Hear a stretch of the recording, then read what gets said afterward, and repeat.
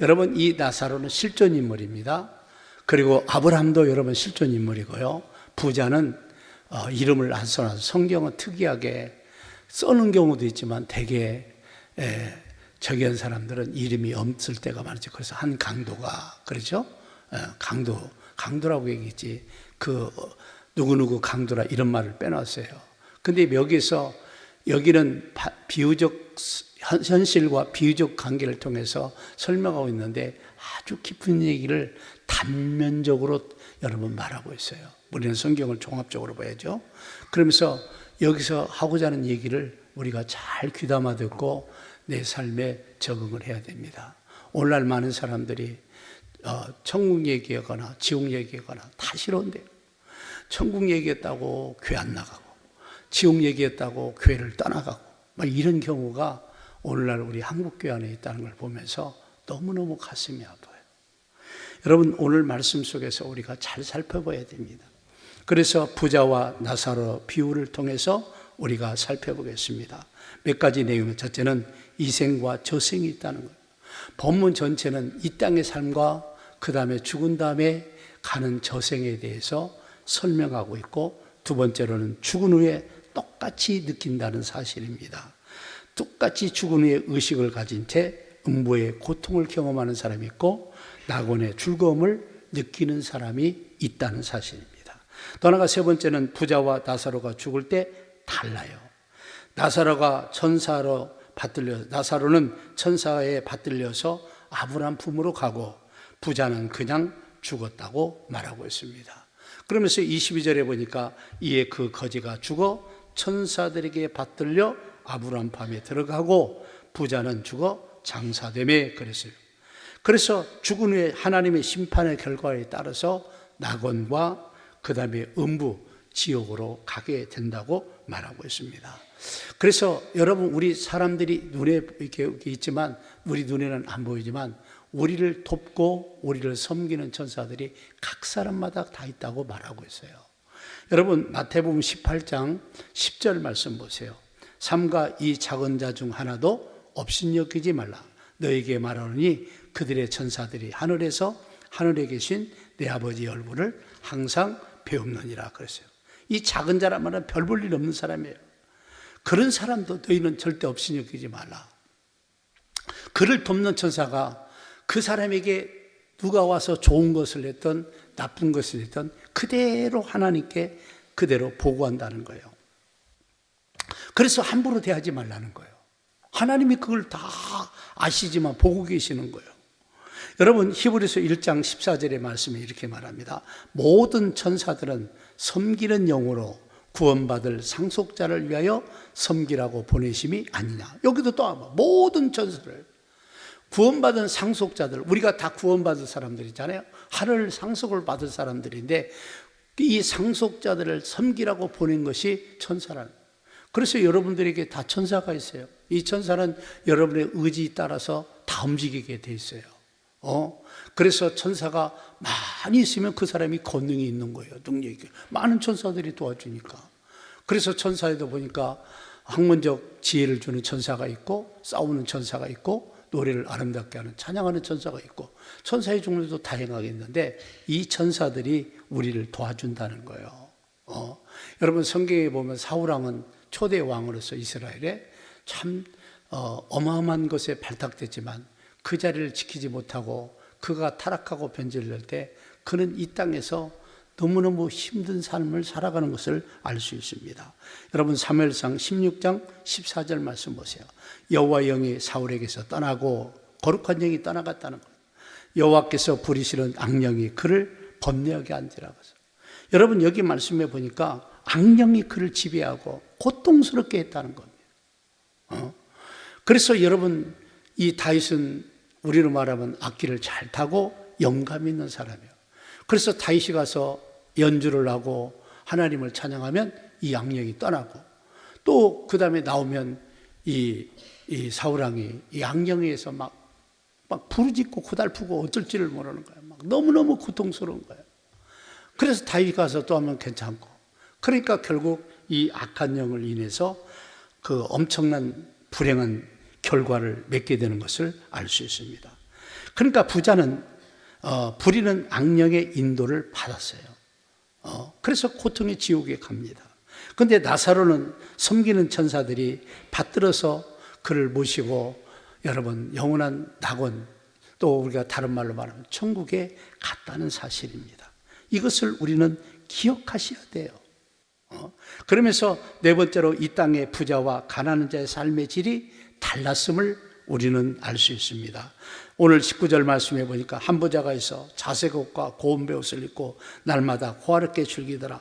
이 자색 옷은 겉옷을 말합니다. 조개피로 염색한 아주 고급스러운 옷이에요. 고운 베옷은 속옷인데 이때 당시 이스라엘 백성들이 애굽산들 값비싼 것들을 수입해서 먹으면서 이들이 이 부자가 호화를 부리고 살았다. 그래서 부자는 날마다 사치와 향락에 젖어 살았고 하나님의 주신 부를 자기만 위해 쓰고 향락과 사치를 위해서만 허비하고 낭비하고 썼다는 사실을 우리는 기억해야 됩니다.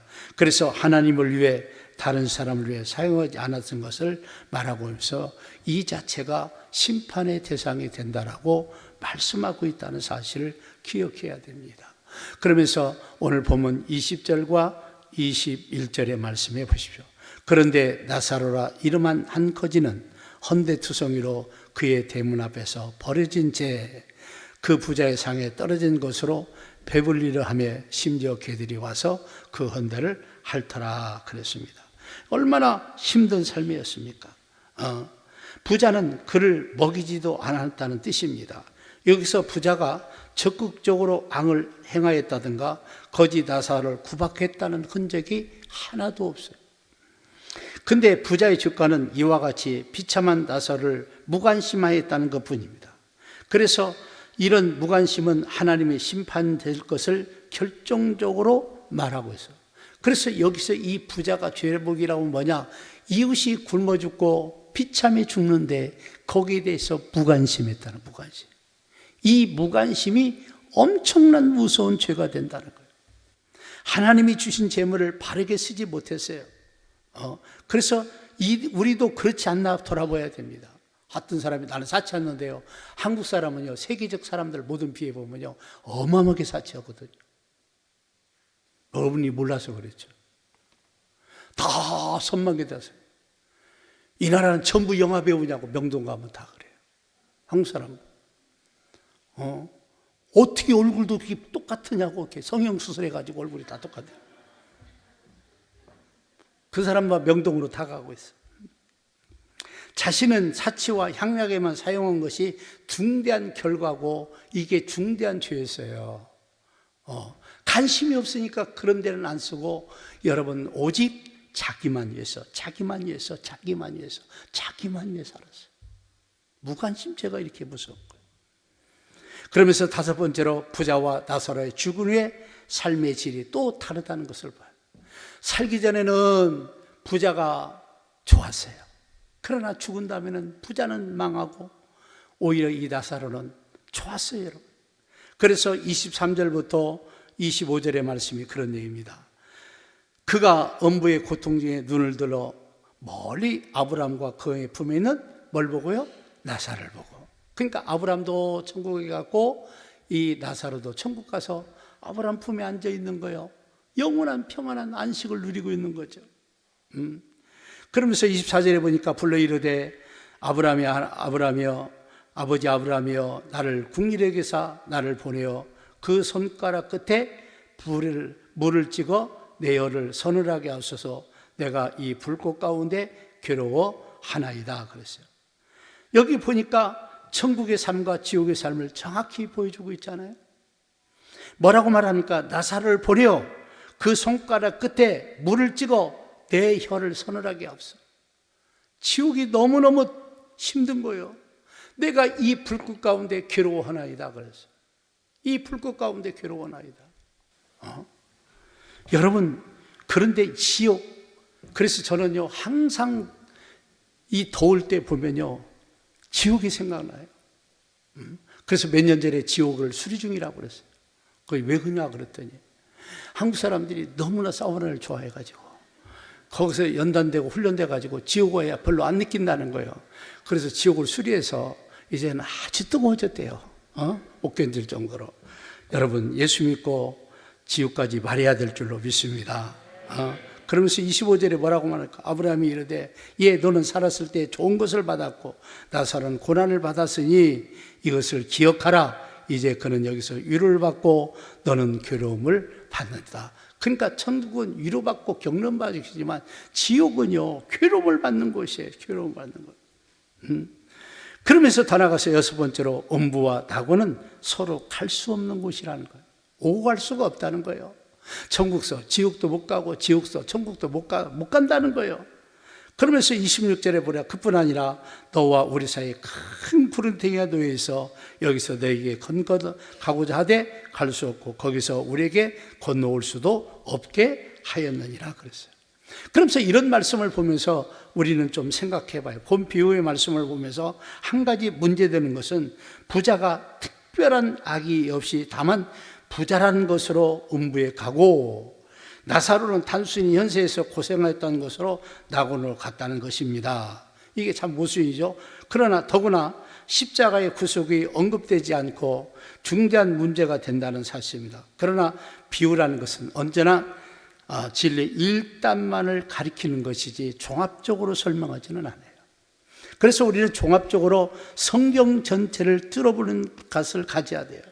본 비유의 주제는 하나님의 뜻을 따라 바르게 사용하지 못한 죄과를 책망하는 것을 설명하고 있습니다. 다시 말하면 무관심이 얼마나 무서운 것인가를 집중적으로 주명하고 있다는 거예요. 그래서 오늘 현대인들은 이웃이 지옥을 가든 망하든 뭐든 상관도 않는 거예요. 또 문화가 뭐예요? 뭘 또 얘기하면 왜 남을 귀찮게 하느냐, 관심 갖느냐라고 하면서 싫어하는 경우들도 많이 있는 것을 바라봅니다. 그래서 우리는 이 무관심이라는 것이 얼마나 무서운 것인가에 대해서 깊이 좀 생각해야 돼요.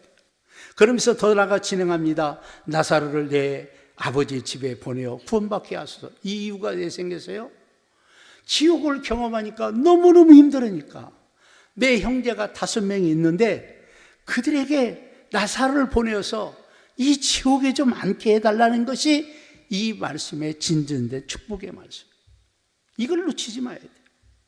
그래서 27절과 28절 말씀이 그 말을 하니까 내 형제 5이 있으니 그들에게 증언하여 그들로 이 고통받는 곳에 머지 않게 해달라고, 오지 않게 해달라고.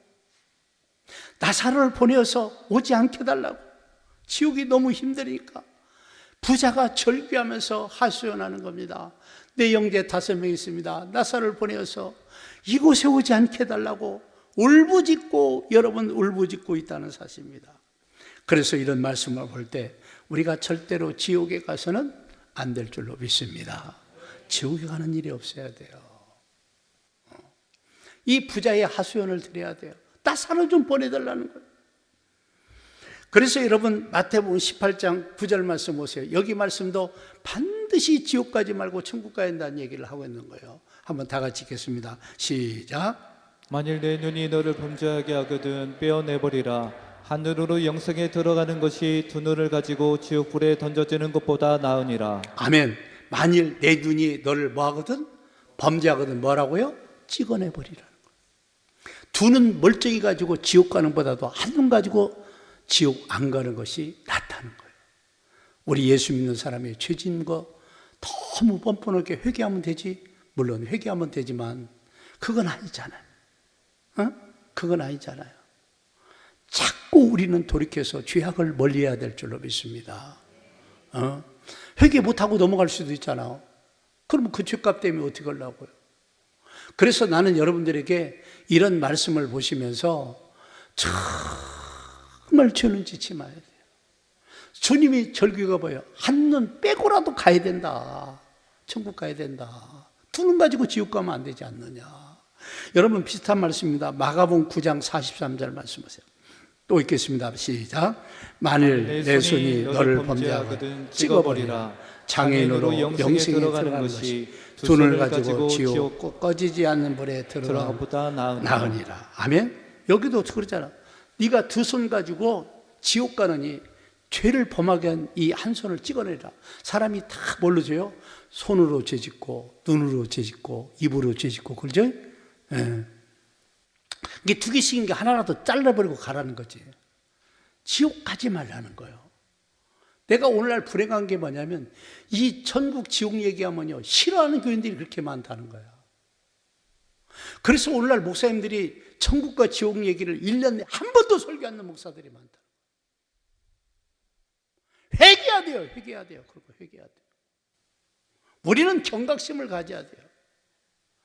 지금 이 부자가 자기가 지옥을 체험하고 경험하면서 내 형제들이 이곳에 절대 오지 않게 해달라고, 울기지 않게 해달라고.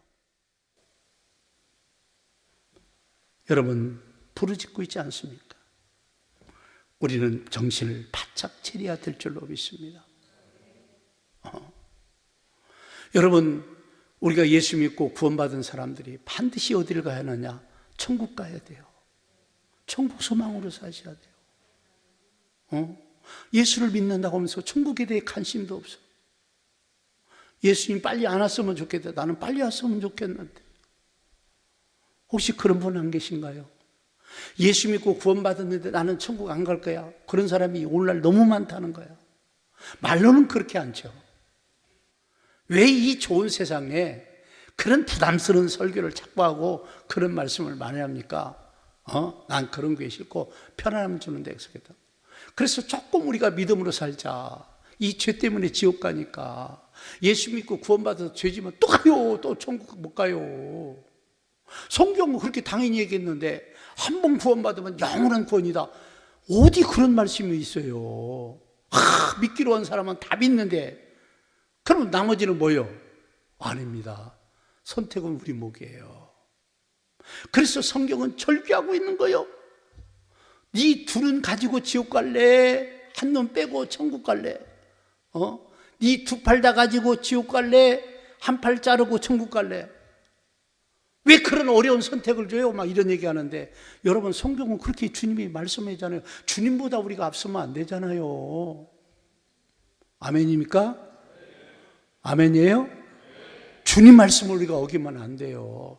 그러면서 뭐라고 합니까? 그들에게 모세와 선지자들이 그들에게 들으라는 거예요. 나사로를 보내라니까 아니야. 그들에게 모세와 선지자들이 있어. 그러면서 29절 말씀 보세요. 아브라함이 이르되 그들에게 모세와 선지자들이 있으니 그들에게 들을지니라 그랬어요. 그러니까 이 부자가 30절 31절 말합니다. 이르되 그렇지 아니하나이다. 아버지 아브라함이여 만일 죽은 자에게 그들에게 가는 자가 있으면 회개하리이다. 이르되 모세와 선지자들이 듣지 아니하면 비록 죽은 자 가운데서 살아난 자가 있을지라도 권함을 받지 아니하리라 하였다 하시니라. 죽은 나사로가 살려가서 얘기해도 안 믿을 것이다 그런 얘기예요. 그들에게 모세와 선지자가 있단 말은 모세는 옛날 사람이에요. 근데 왜 그 얘기합니까? 이 말은 뭔 말입니까? 현재 있는 우리가 모세와 선지자예요. 어떤 면에서는요. 하나님은 모세와 선지자를 쓰신 것처럼 우리를 지금 시대도 쓰는 거예요. 그 당시에 있는 전도자들의 말을 듣지 않으면 구원 못 받는다는 거예요. 모세와 선지자들에게 듣지 않으면 죽은 자 가운데 살아난 자가 있을지라도 고난, 전도를 받지 아니할 것이다. 전도는 이 시대에 사는 우리가 해야지 죽은 자가 살아나서 전도한다고 해서도 듣지 않는다는 거예요. 그래서 내가 전도자가 되고 내가 복음 전하는 자가 되는 게 얼마나 중요한지 몰라요. 제가 영국에 가서 깜짝 놀란 게 뭐냐면 영국은 교회들이 막 쓰러져 가고 있어요. 70대, 80대 이제 곧 돌아가실 주님 나라 가까울 분들이 거동도 불편한 사람들만 교회에 남아 있어요. 그러니까 그들이 뭐라고요? 우리 한국에 있는 좋은 사람들 선교사 좀 보내주세요. 우리를 좀 전도할 사람을 보내주세요. 이런 얘기를 많이 하는 거예요. 여러분 웨일즈는요 영적으로 대붕이 15번 일어났던 동네예요. 어마어마한 기적과 체험이 있는 거예요. 다 옛날이요 이러고 있는 거예요. 여러분 이 전도자가 있다는 게 얼마나 중요한지 몰라요. 그래서 모세와 선지자는 우리를 말하고 있는 거예요. 예수 믿고 구원받은 사람이 있느냐? 그들의 소리를 들으라. 그리고 구원받을 사람도 있고 안 받을 사람이 있겠지만 그들이 전해주지 않으면 안 된다는 거야. 그들이 전해줘야만이 된다는 거예요. 전도자가 아니면 그들의 생명의 복음을 들을 수 없다는 거예요. 그래서 중요한 것은 우리가 전하지 않으면 그들은 들을 수 없고 못 들으니까 못 믿고 못 믿으니까 지옥 갈 수밖에 없다는 얘기입니다. 나는 그래서 여러분들이 조금 생각과 마음을 바꿨으면 좋겠어요. 여러분, 우리가 전도자로 세워지고 이 나라에도 계속 예수님을 전하고 증거하는 사람이 계속 있다면 이 나라 소망이 있는 거예요. 그런데 요즘은 참 전도하기가 어려운 시대예요. 이상한 나라가 되세요. 참 전도하기 어려운 나라가 되세요. 얼마나 기독교자만 들어오면 알레르기 갖고 기독교를 모함하고 이상한 얘기를 많이 하고 너무 안 좋은 얘기들을 많이 해요. 언제 교회가 그렇게 그들에게 우리나라에게 피해를 줬습니까? 피해 준 거 하나도 없어요. 하나도 없습니다. 저는 영국에서 그 절기를 보면서 얼마나 내가 충격을 받는지. 우리나라는 그런 나라가 되지 않도록 여러분들이 전도자로 분연히 일어나야 돼요. 이 말은 이 시대에 사는 우리가 복음 전하지 않으면 구원 역사도 없다는 거예요. 죽은 자가 살아서 올 수도 없지만 설은 간다고도 안 된다는 거예요. 그 말은 그래서 예수님도 너희가 가서 복음을 듣고 전할 때 그들이 듣고 믿으면 구원받고 역사가 일어나지만 믿지 않으면 그들은 그걸로 인해서 망하는 거예요. 여러분들 승리하는 여러분 되시기를 바랍니다. 그래서 우리가 전해야 된다는 거. 우리가 여러분 요한복음 3장 16, 17절 말씀하세요. 하나님이 세상을 이처럼 사랑하사 독생자를 주셨으니 이는 그를 믿는 자마다 멸망하지 않고 영생을 얻게 하려 하심이니라.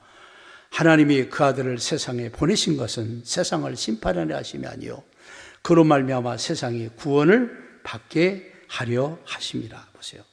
하나님께서 우리를 사랑했다 그랬어요. 우리에게 하나님의 소원이 뭐냐? 우리가 다 영생 얻는 거예요. 영생은 천국 가서 얻는 게 영생이에요.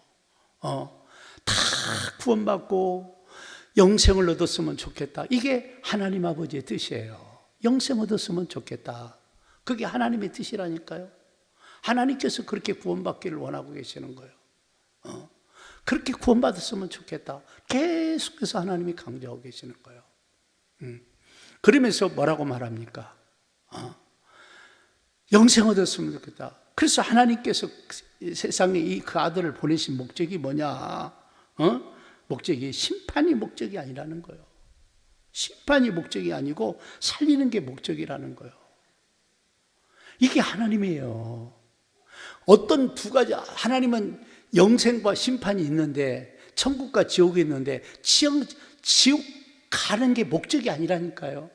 천국 가는 게 목적이라. 다시 말해 예수 믿고 영생 얻는 게 목표지 이게 목적이 아니라는 거예요. 끝까지 안 믿고 불순종하고 거역하는 사람이 마지막 때 갈 수밖에 없는 곳이 그곳이고, 하나님의 목적은 모든 사람이 예수 믿고 영생을 얻었으면 좋겠다. 그래서 우리는 이 부자의 절규를 드려야 됩니다. 그래서 우리는 무관심의 죄를 범하지 말아야 돼요. 이웃에 대해서 관심 좀 가지세요. 여러분 가족들에 대해서 관심 좀 가지세요. 가족 전도가 쉽지 않습니다. 어려워요 사실. 진짜 바람됐거든요. 그죠? 그래도 인내를 갖고 해야 돼요. 어떻게 합니까? 그래서 이 부자의 책임이 뭐였었느냐? 여러분 관심을 갖지 않고 살았다는 거예요. 그러나 죽어서 막 관심 가지면 뭐 있어요? 의미가 아무것도 없는 거죠. 죽어서 관심 가지면 뭐예요? 이미 때가 늦고 끝나버렸는데 무슨 의미가 있냐고요. 좀 우리가 이 살아있을 때 관심 갖고 넘어가야 될 줄로 믿습니다. 아멘? 좀 관심 가지세요. 그래서 우리는 이웃 영혼들에 대해서, 어렵고 소외된 사람에 대해서 관심 가져야 돼요. 조금만 관심 가지세요. 그리고 그들을 살리려고 좀 해보세요. 그들에게 은혜를 좀 끼치려고 좀 해보십시오. 그렇게 되는 여러분들이 되시기를 주의 이름으로 축복합니다.